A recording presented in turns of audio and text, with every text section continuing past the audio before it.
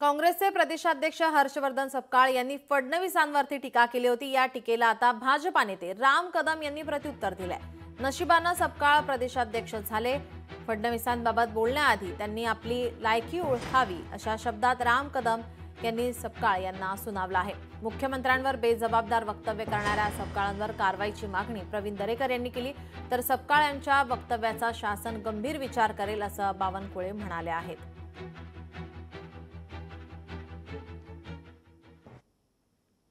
अशा प्रकारचं बेजबाबदार जो राज्याच्या काँग्रेस सारख्या एका परंपरा असणाऱ्या मोठ्या पक्षाचा अध्यक्ष इतका जर बेजबाबदार बोलत असेल तर या ठिकाणी त्या वक्तव्याचा मी निषेध करतो, धिक्कार करतो आणि आपण अध्यक्ष महोदय या प्रकरणी गंभीर दखल घेऊन ताबडतोब त्या ठिकाणी महाराष्ट्र राज्याचा अवमान, या विधिमंडळाच्या सभागृहाचा अवमान केलेला आहे आणि त्याच्याप्रमाणे कठोर अशा प्रकारची कारवाई किंवा समज या ठिकाणी प्रदेशाध्यक्षांना देण्याची आवश्यकता आहे।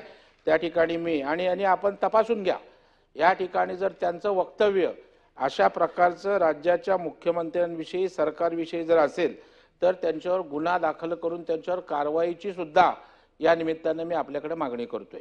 काँग्रेसचे प्रांत अध्यक्ष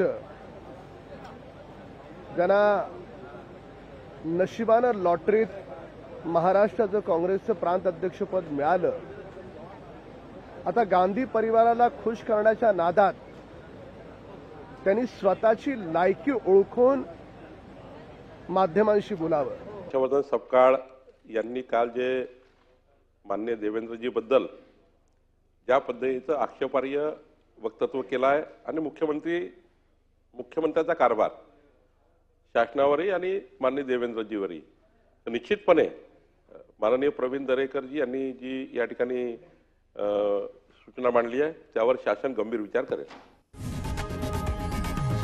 लोकशाही मराठी ऐका, पहा, जागरूक रहा।